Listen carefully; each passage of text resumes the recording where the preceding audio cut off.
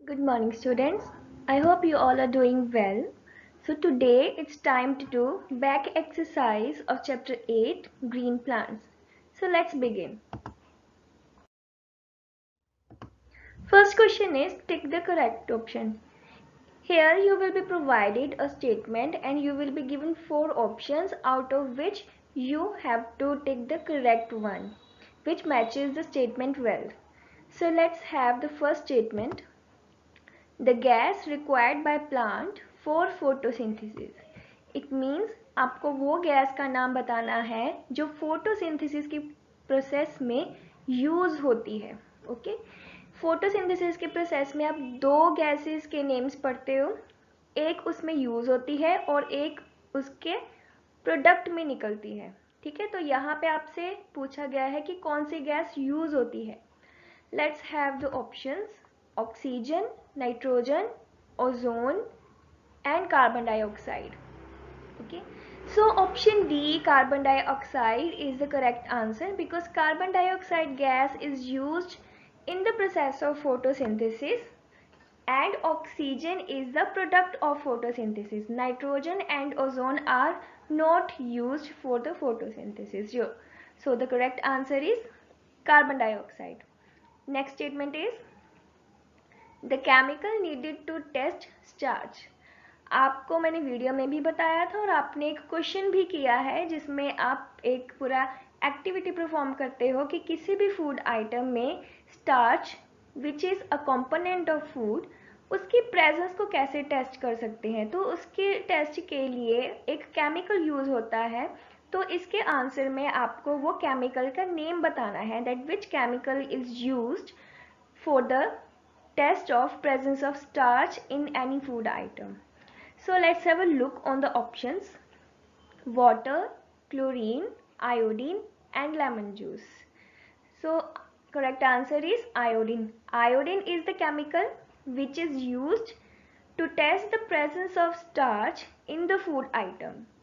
कोई भी food item जो स्टार्च में रिच है, जैसे बनाना है, पोटैटो, ब्रेड है, अगर उसमें आयोडीन के ड्रॉप्स डाले जाते हैं तो उसका कलर चेंज हो जाता है. उसका कलर डार्क पर्पल और ब्लूइश ब्लैक हो जाता है. Next statement is a rich source of starch. अब आपके पास 4 फूड आइटम्स के नेम हैं: Apple, potato, grapes and egg. और इसमें से कौन सा फूड आइटम स्टार्च में रिच है?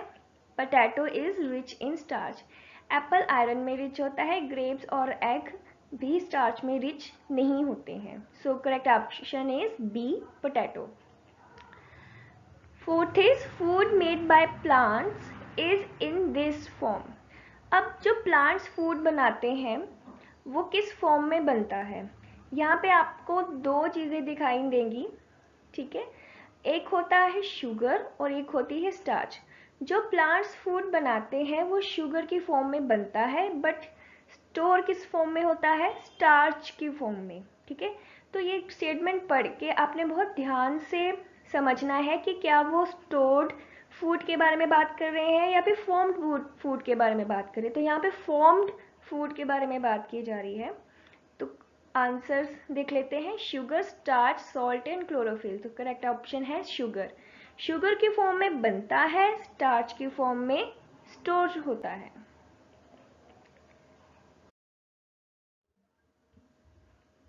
Next question is complete the sequence by filling the right words. यहाँ पे आपको सेंटेंसेस गिवन होंगे, उसमें एक एक वर्ड मिसिंग होगा and you are to fill that missing place. So let's have the first sentence. Roots dash water from the soil. Roots water soil से लेती है and what that word is called, उस word को, वो process को क्या कहते हैं? Absorb. Roots absorb water from the soil. Second is tubes dash water from roots to leaves.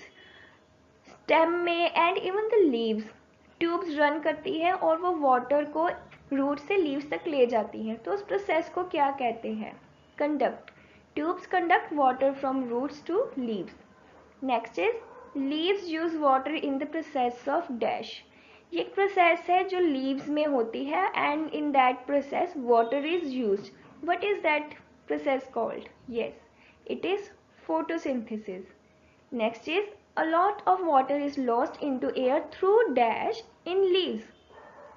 ये एक प्रोसेस है, ये भी लीव्स में होती है और इस प्रोसेस में क्या होता है, प्लांट्स वाटर लूज करते हैं, ठीक है। और वो किस पार्ट से होती है, स्टोमेटा, स्टोमेटा के थ्रू लीव्स वाटर लूज करते हैं and that process is known as transpiration. Okay, that's it for back exercise. You will solve the back exercise in your book and after solving you will learn and practice it. Thank you.